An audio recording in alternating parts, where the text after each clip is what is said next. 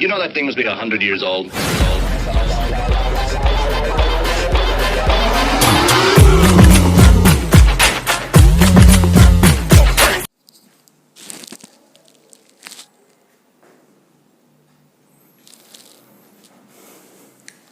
Hello students, मैं विश्वजीत रंजन तुम सबों का बीसू सर अपने ऑनलाइन वीडियो लेक्चर में सभी स्टूडेंट्स का स्वागत करता हूं।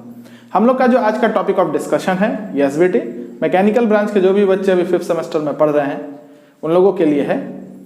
आज के वीडियो लेक्चर में हम जो टॉपिक डिस्कस करने जा रहे हैं ये टॉपिक तुम लोगों के ऑटोमोबाइल इंजीनियरिंग सब्जेक्ट का एक टॉपिक है, जिसमें आज हम लोग पढ़ने जा रहे हैं सस्पेंशन सिस्टम के बारे में। सस्पेंशन सिस्टम जो है ये तुम लोग का एक नया यूनिट है जिसको आज हम लोग स्टार्ट करेंगे। सबसे पहले बात करते हैं ऑटोमोबाइल व्हीकल में इसकी आवश्यकता ही क्यों पड़ी, इस सिस्टम का ज़रूरत क्यों पड़ा। तो देखो, सस्पेंशन सिस्टम हमारे ऑटोमोबाइल व्हीकल का एक तरीके से कह सकते हो जान है, बहुत ही इम्पॉर्टेंट सिस्टम है। कैसे इम्पॉर्टेंट है तो देखो, व्हीकल जब रोड पर चलता है तो रोड अगर इरेगुलर रहता है तो उसके वजह से क्या होगा, जब व्हीकल हमारे रोड पर चलेगा, रोड अगर इरेगुलर रहेगा तो व्हीकल के ऊपर में जर्क प्रोड्यूस होगा।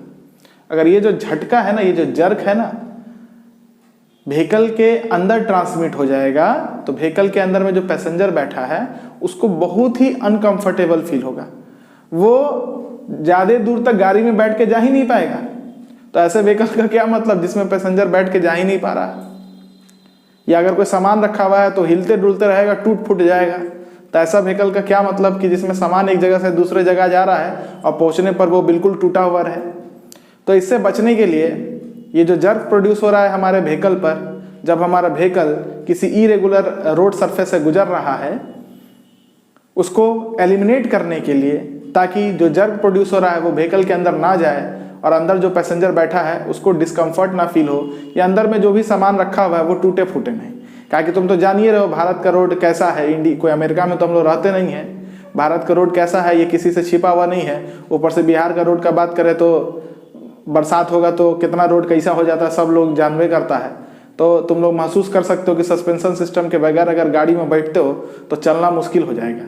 ठीक है, तो यहीं से आता है सस्पेंशन सिस्टम का इंपॉर्टेंस, क्यों हम लोग सस्पेंशन सिस्टम यूज करते हैं अपने ऑटोमोबाइल व्हीकल में। तो ई वाला लाइन पहले पढ़ो, it is the most essential part of automobile vehicle. ये ऑटोमोबाइल व्हीकल का बड़ा ही महत्वपूर्ण पार्ट है भाई। कैसे महत्वपूर्ण है तो when the vehicle runs on irregular surface, जब गाड़ी इरेगुलर सरफेस पर रन करता है, दौड़ता है, sudden shock commonly known as jerk is produce, है ना। अचानक से झटका लगता है गाड़ी में जिसका नाम होता है जर्क, जिसको हम लोग जर्क के नाम से कहते हैं और कहते हैं कि जर्क प्रोड्यूस हो रहा है ना। If this produce jerk is transmitted inside the vehicle, अगर ये जो जर्क प्रोड्यूस हो रहा है ये ट्रांसमिट हो जाएगा व्हीकल के अंदर में, तो क्या होगा, इट वुड क्रिएट डिस्कम्फर्ट, ये अनकंफर्टेबल सिचुएशन क्रिएट कर देगा। किसके लिए, to the passenger seated inside the vehicle, जो गाड़ी के अंदर में पैसेंजर बैठा है वो बिल्कुल अनकंफर्टेबल हो जाएगा, है ना। और अगर सामान होगा तो टूट फूट जाएगा। तो ये अच्छा बात है नहीं ना, आगे बढ़िए।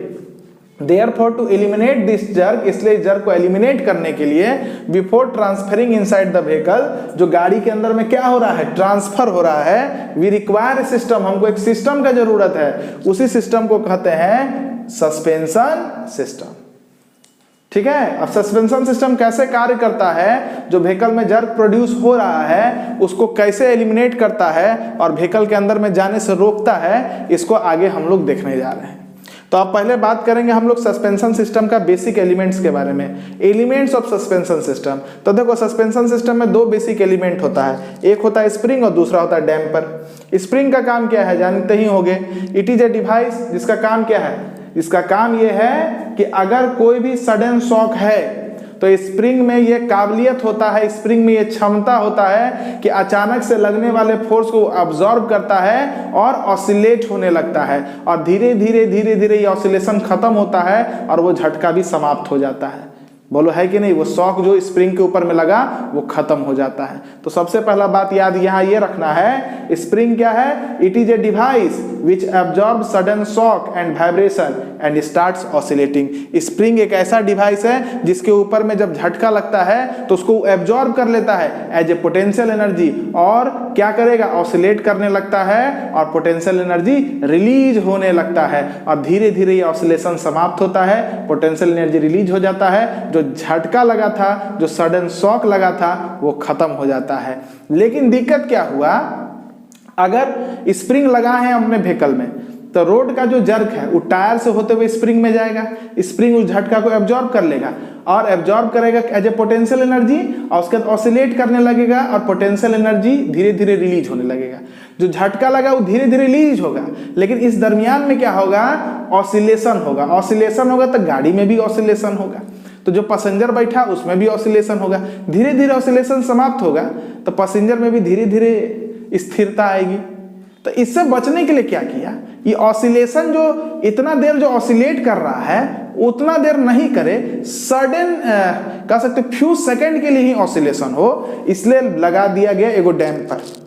ये डैम्पर का काम क्या होता है कि स्प्रिंग में जो ऑसिलेशन आ रहा है, the oscillation produced in spring is eliminated bye damper. इसका काम क्या है, स्प्रिंग में जो ऑसिलेशन आ रहा है इसको खत्म करना। डैम्पर ऑसिलेशन को एब्जॉर्ब कर लेता है, अपने अंदर सोख लेता है और ऑसिलेशन खत्म हो जाता है। अब कहानी क्या होगा, इरेगुलर सरफेस पर गाड़ी चला, शॉक आया पहले पहिया पर, पहिया उसको ट्रांसफर किया स्प्रिंग पर। स्प्रिंग ऑसिलेट जैसे ही होना चाहेगा डैम्पर ऑसिलेशन को सोख लेगा। तो स्प्रिंग सडन शॉक को एब्जॉर्ब किया और पोटेंशियल एनर्जी बनाया, और वो पोटेंशियल एनर्जी की वजह से स्प्रिंग जैसे ही ऑसिलेट होना चाहेगा डैम्पर क्या करेगा, उसको एब्जॉर्ब कर लेगा। और डैम्पर में जब ऑसिलेशन एब्जॉर्ब होता है तो हीट प्रोड्यूस होता है जो बाद में रिजेक्ट हो जाता है। इस प्रकार से क्या हो गया, रोड का जो सडन शॉक था स्प्रिंग पर गया, स्प्रिंग उसको एब्जॉर्ब किया, एब्जॉर्ब कर किया और उसके बाद स्प्रिंग क्या करना चाहता है, ऑसिलेट करना चाहता है, लेकिन डैम्पर क्या करेगा, ऑसिलेशन को सोख लेगा और ऑसिलेशन को सोख लेगा और हीट एनर्जी प्रोड्यूस करेगा जिसको बाद में रिलीज कर देगा। तो इस अनुसार, इस हिसाब से जो रोड के इरेगुलरिटी की वजह से जो शॉक था, जो जर्क था, स्प्रिंग उसको पहले ऑब्जॉर्व किया और उस एब्जॉर्प्शन के वजह से स्प्रिंग में एक पोटेंशियल एनर्जी आया जिसके फलस्वरूप स्प्रिंग ऑसिलेट करना चाहता है, लेकिन जैसे ही ऑसिलेशन चालू होगा डैम्पर वो ऑसिलेशन को सोख लेगा और हीट एनर्जी बना के बाहर फेंक देगा। जर्क खत्म हो गया, व्हीकल पर जाएगा ही नहीं। अब कैसे ये मैकेनिज्म होता है, जब शॉक ऑब्जर्वर पढ़ाएंगे तो वहां बताएंगे कि शॉक ऑब्जर्वर कैसे शॉक को क्या करता है, एब्जॉर्ब करता है। इसको हम लोग आगे पढ़ेंगे, लेकिन एक बेसिक आइडिया लगा होगा कि भाई मेरा सस्पेंशन सिस्टम कैसे काम कर रहा है। तो सस्पेंशन सिस्टम में याद रखना है कि दो एलिमेंट होता है, एक स्प्रिंग और दूसरा डैम्पर। यहां पर देखो, ये तुम्हारा रोड है, ये मान लो ये स्प्रिंग बना दिए, लेकिन स्प्रिंग नहीं, टायर है। टायर है, उसके अंदर में भी हवा भरा रहता है ना। तो जैसे ही रोड का शॉक होगा तो पहले टायर में आता है। अगर हल्का फुल्का शॉक है तो टायर एब्जॉर्ब करेगा, उसको रिलीज कर देगा, कि टायर भी तो इलास्टिक चीज है ना। लेकिन मान लो शॉक बहुत बड़ा है तो ये टायर क्या करेगा, ई स्प्रिंग को ट्रांसफर करेगा। ई स्प्रिंग क्या किया, रोड के इरेगुलरिटी के वजह से जो जर्क डेवलप हुआ, जो शॉक डेवलप हुआ, उसको एब्जॉर्ब तो कर लिया, लेकिन उसके वजह से इसके अंदर में पोटेंशियल एनर्जी आ गया। उस पोटेंशियल एनर्जी की वजह से क्या होगा, अब स्प्रिंग में ऑसिलेशन चालू होगा, लेकिन जो डैम्पर लगा है ना, इसमें जो पोटेंशियल एनर्जी आया इसको एब्जॉर्ब कर लेगा और ऑसिलेशन को तुरंत खत्म कर देगा। ई ऑसिलेशन व्हीकल पर नहीं जा पाएगा। यह सीधा सीधी काम है।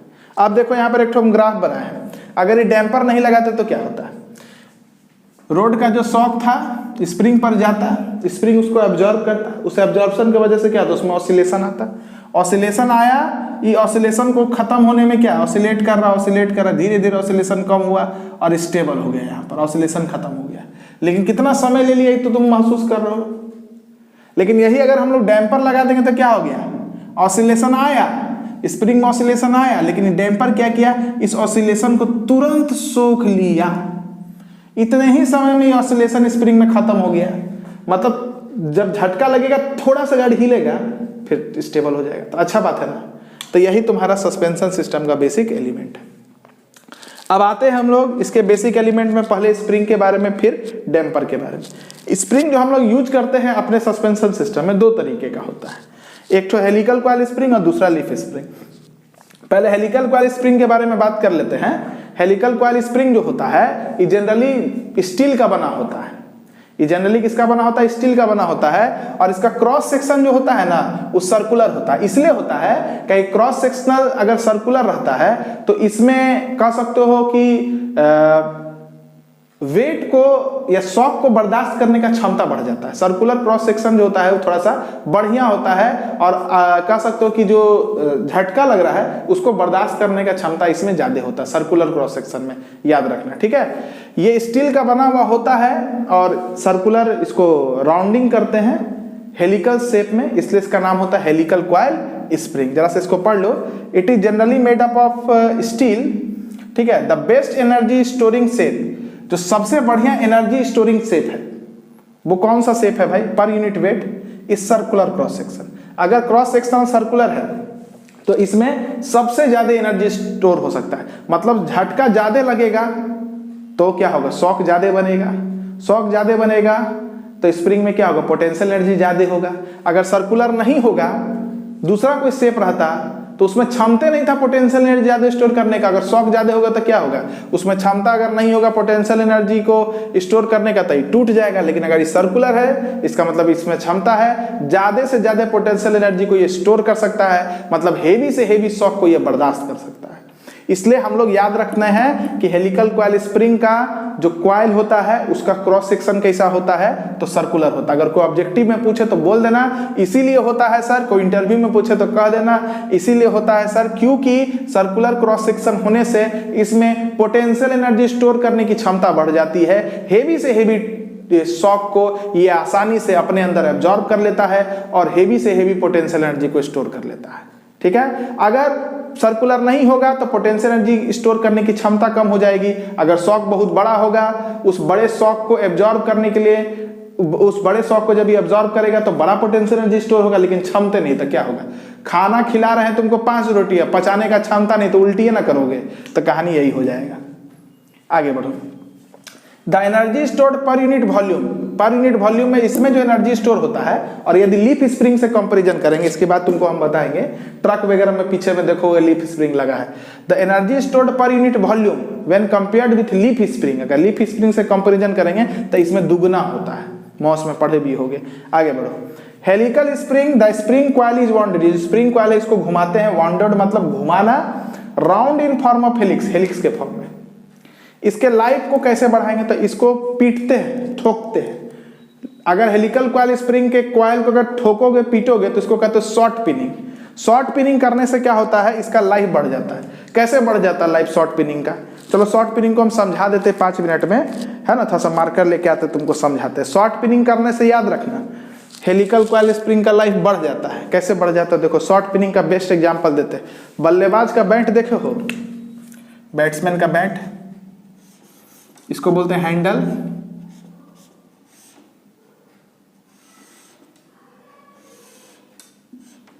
और यह है बैट, आई है बॉल।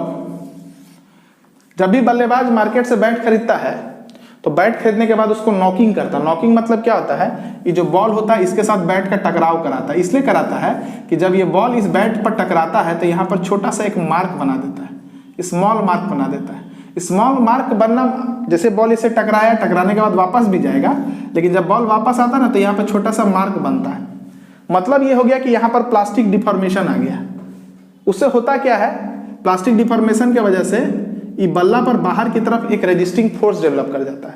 उसी तरह से बॉल जब यहाँ पर आएगा, यहाँ पर आएगा, यहाँ पर आएगा, यहाँ पर आएगा, यहाँ पर आएगा, यहाँ पर आएगा, यहाँ पर आएगा, यहाँ पर आएगा, तो प्लास्टिक डिफॉर्मेशन की वजह से क्या होगा, यहाँ पर भी रेजिस्टिंग फोर्स बनेगा, रेजिस्टिंग फोर्स बनेगा, रेजिस्टिंग फोर्स बनेगा, रेजिस्टिंग फोर्स बनेगा, रेजिस्टिंग फोर्स बनेगा। अब क्या होगा, ई बल्ला लेके जब बैटिंग करने जाएगा तो जैसे ही बॉल इस पर टकराएगा, ई रेजिस्टिंग फोर्स क्या करेगा, बल्ला से तो बॉल मारेगा ही, और ई फोर्स भी इस बॉल पर एक फोर्स लगाएगा, जिससे बॉल क्या होगा, बाउंड्री के पार चला जाएगा। इसी घटना को बोलते हैं शॉर्ट पिनिंग। इसी को बोलते हैं हम लोग शॉर्ट पिनिंग। ठोक पीट के किसी भी चीज को मजबूत बनाना, उसके अंदर में रेजिस्टिंग फोर्स को डेवलप करना, ठोक पीट के, इसी को बोलते हैं सीधे सीधी शॉर्ट पिनिंग। क्लियर हो गया।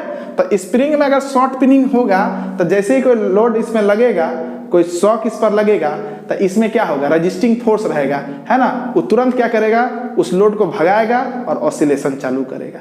उससे क्या होता है, स्प्रिंग का लाइफ क्या होता है, बढ़ जाता है। ठीक है, तो याद रखना है, शॉर्ट पिनिंग करने से स्प्रिंग का लाइफ बढ़ता है। इसीलिए बता दिए इसमें बताने का कोई ज़रूरत भी नहीं था, इसलिए बता दिए क्योंकि आरके जैन का ये क्वेश्चन है कि स्प्रिंग के लाइफ को बढ़ाने के लिए हम लोग क्या करते हैं। तो याद रखिएगा शॉर्ट पिनिंग करते हैं। हालांकि इसका इस टॉपिक से कोई बहुत लेना देना नहीं है और शॉर्ट पिनिंग एक बहुत बड़ा टॉपिक है।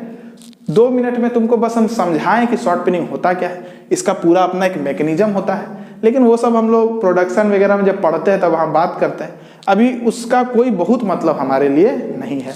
इसलिए स्टूडेंट्स बस याद रखना है आपको, ये याद रखिए। अगर शॉर्ट पिनिंग नहीं समझ में आ रहा तो भी याद रखिए, शॉर्ट पिनिंग करने से हेलिकल कॉइल स्प्रिंग का लाइफ क्या होता है, बढ़ जाता है।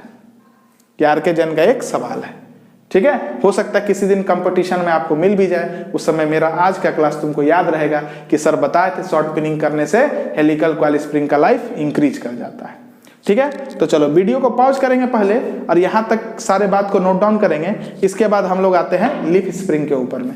चलिए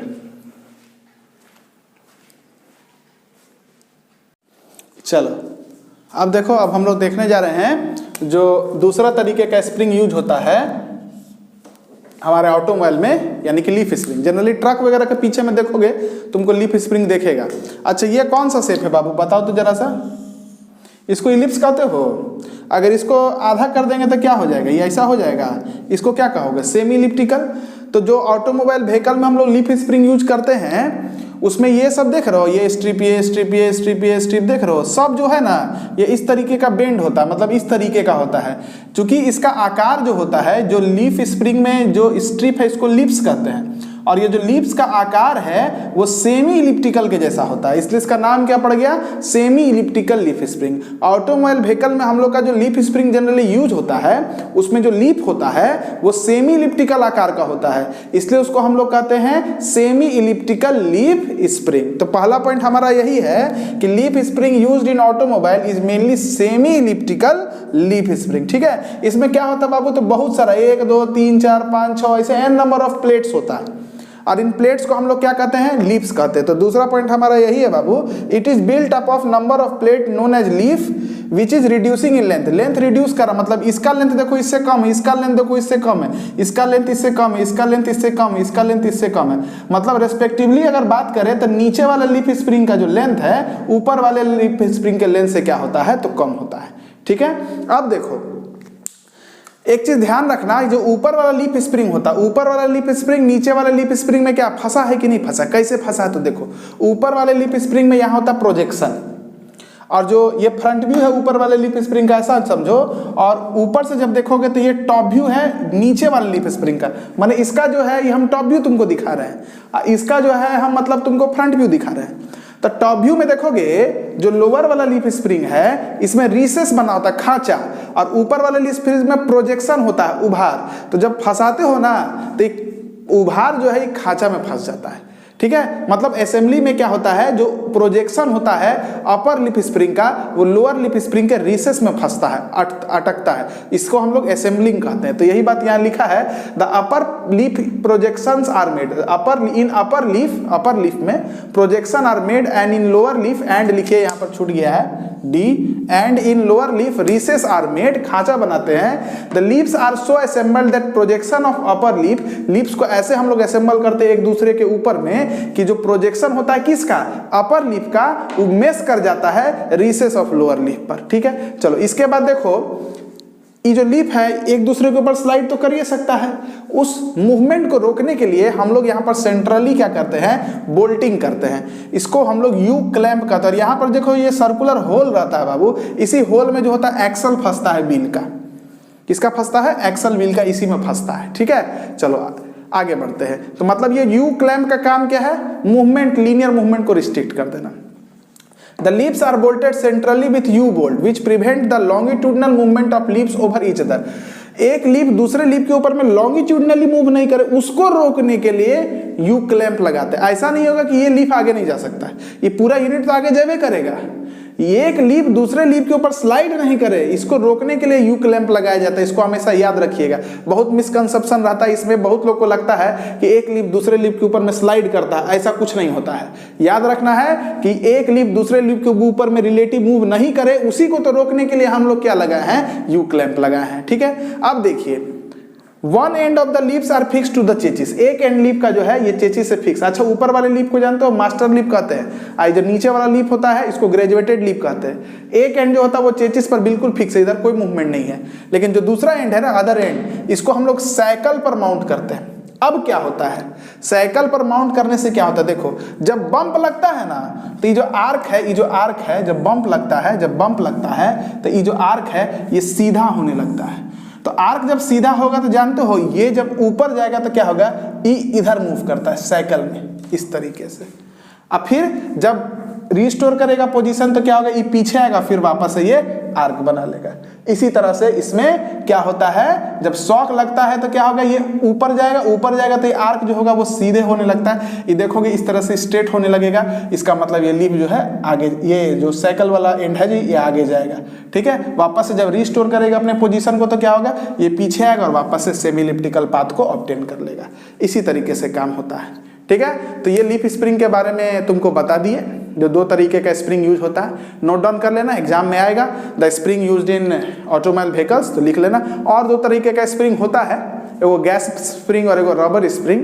उसको बारे में हम लोग को पढ़ना नहीं है ज़्यादा। ऑटोमोबाइल व्हीकल में यही दोनों स्प्रिंग यूज करते हैं। गैस स्प्रिंग में लीकेज का प्रॉब्लम होता है इसलिए यूज नहीं करते हैं। रबर स्प्रिंग बहुत इफेक्टिव नहीं इसलिए उसको यूज नहीं करते हैं। यही दोनों स्प्रिंग हमारे ऑटोमोबाइल व्हीकल में ज़्यादातर यूज होता है।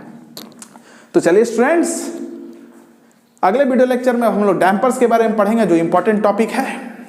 आज के वीडियो लेक्चर के लिए इतना ही।